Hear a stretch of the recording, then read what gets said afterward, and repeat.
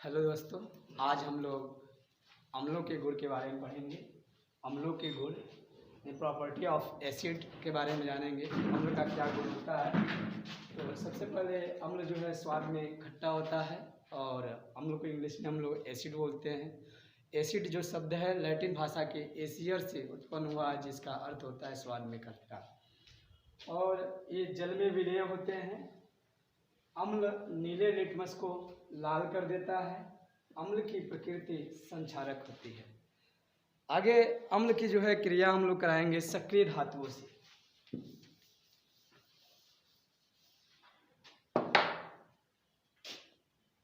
सक्रिय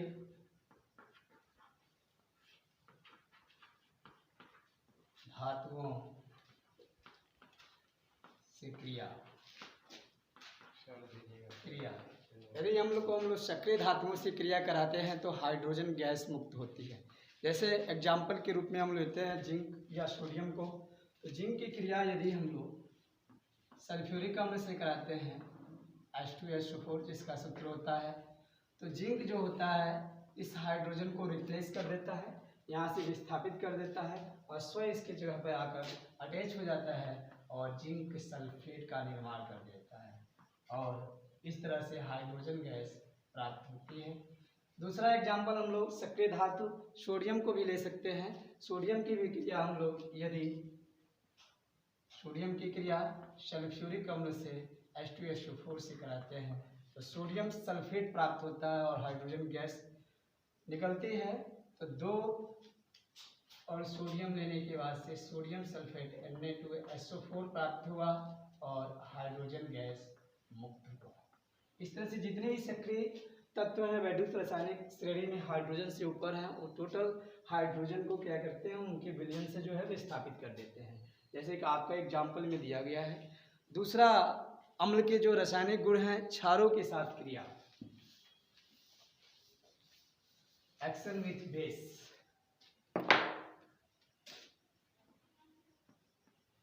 क्षारों के साथ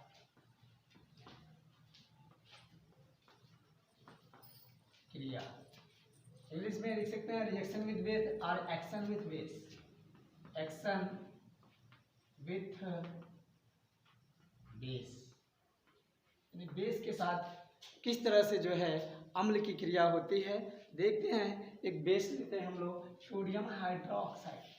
सोडियम हाइड्रोक्साइड जिसका सूत्र होता है NaOH, और इसकी क्रिया हम लोग HCl से करा देते हैं तो बन जाता है आपका NaCl, सोडियम क्लोराइड और H2, जल का निर्माण होता है। H2 ये आपका साल्ट है जिसका नाम है सोडियम क्लोराइड। ये हाइड्रोक्लोरिक अम्ल है। ये आपका सोडियम हाइड्रोक्साइड है। Sodium hydroxide, sodium hydra oxide, ये आपका हाइड्रोक्लोरिक अम्ल है। हाइड्रोक्लोरिक एसिड है। और इन दोनों का जब रिएक्शन हम लोग कराते हैं सोडियम क्लोराइड और वाटर का मॉलिक्यूल यानी जल प्राप्त होता है। यानी व्हेन रिएक्शन जब हम लोग कराते हैं सोडियम हाइड्रोक्साइड का HCl से, when sodium hydroxide react with HCl hydrogen chloride, its resultant sodium chloride and H2O is formed. This reaction is known as neutralization reactions. इसको हम लोग उदासीनीकरण अभिक्रिया भी कहते हैं। उदासीनीकरण अभिक्रिया भी करते हैं। अब इसमें होता क्या है कि इस उदासीनीकरण अभिक्रिया में सबसे पहले सोडियम हाइड्रोक्साइड जो है टूट जाता है सोडियम आयन और हाइड्रोक्साइड आयन में, और इस तरह से आपका हाइड्रोक्लोरिक अम्ल भी टूटता है सोडियम हाइड्रोजन आयन और क्लोराइड आयन में, और ये हाइड्रोजन आयन जो है हाइड्रोक्साइड आयन से क्रिया करके जल का निर्माण कर देता है और सोडियम आयन और क्लोराइड आयन आपस में मिल जाते हैं और सोडियम क्लोराइड का निर्माण हो जाता है। दूसरा भी एग्जाम्पल हम लोग ले सकते हैं इसके जगह पे, सोडियम हाइड्रोक्साइड की क्रिया सल्फ्यूरिक अम्ल से करा सकते हैं।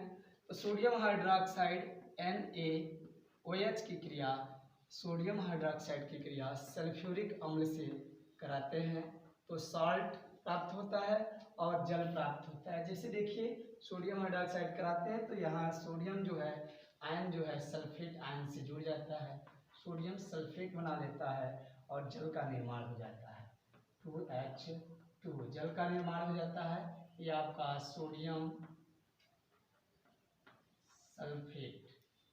सल्फेट का निर्माण हुआ।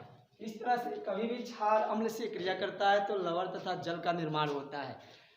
आगे हम लोग बात करेंगे कि नेक्स्ट इसका एग्जांपल कार्बोनेटों से क्रिया यानी रिएक्शन विथ कार्बोनेटों से क्रिया, रिएक्शन विथ कार्बोनेट्स, तो कार्बोनेटों से क्रिया, कार्बोनेटों से क्रिया, तो कार्बोनेटों से क्रिया एक्शन विथ कार्बोनेट। तो कार्बोनेट यहाँ बारे में बात हो रही है। कार्बोनेट होता क्या है, तो आपको CO3 माइनस यानी जिसमें ये मूलक होता है, ऐसे कंपाउंड्स को हम कार्बोनेटो कंपाउंड्स के नाम से जानते हैं। तो एग्जाम्पल के रूप में सोडियम कार्बोनेट ले सकते हैं, मैग्नीशियम कार्बोनेट ले सकते हैं, सोडियम बाइकार्बोनेट ले सकते हैं। इस तरह से लेकर हम लोग क्रिया करा सकते हैं। तो जब कार्बोनेट से क्रिया होता है तो जल, लवण, कार्बन डाइऑक्साइड मुक्त होता है। तो अम्ल कार्बोनेटों से क्रिया करके, कार्बोनेटों से क्रिया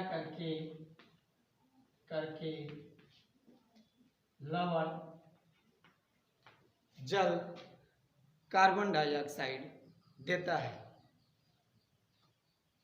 लवण, जल, कार्बन डाइऑक्साइड देता है। उदाहरण के रूप में यदि हम लोग ले लें सोडियम कार्बोनेट और सल्फ्यूरिक अम्ल की रिएक्शन कराते हैं तो देखते हैं क्या प्राप्त होता है। तो सोडियम कार्बोनेट जिसका फॉर्मूला होता है Na2CO3, ये सोडियम कार्बोनेट है, सोडियम कार्बोनेट, और ये सल्फ्यूरिक अम्ल से क्रिया करता है यानी रिएक्शन करता है H2SO4 से, तो प्राप्त हो जाता है सबसे पहले साल्ट जो प्राप्त होगा वो आपका सोडियम सल्फेट प्राप्त होगा H2SO4 प्लस H2O और प्लस CO2 प्राप्त हो जाता है। इस तरीके से क्या है कि when sodium carbonate react with sulphuric acid it's resultant sodium sulphates H2O and carbon dioxide is obtain. इसके अलावा सोडियम बाइकार्बोनेट भी ले सकते हैं जिसको हम लोग मीठा सोडा या बेकिंग सोडा के नाम से भी जानते हैं। तो सोडियम बाइकार्बोनेट का फॉर्मूला होता है NaHCO3, सोडियम बाइकार्बोनेट है और इसकी क्रिया जो है हम लोग करा लें यदि HCl से तो क्या प्राप्त होगा। देखिए इसकी क्रिया HCl से कराते हैं तो सोडियम क्लोराइड प्राप्त हो जाएगा प्लस H2O प्राप्त होगा प्लस कार्बन डाइऑक्साइड प्राप्त हो जाता है।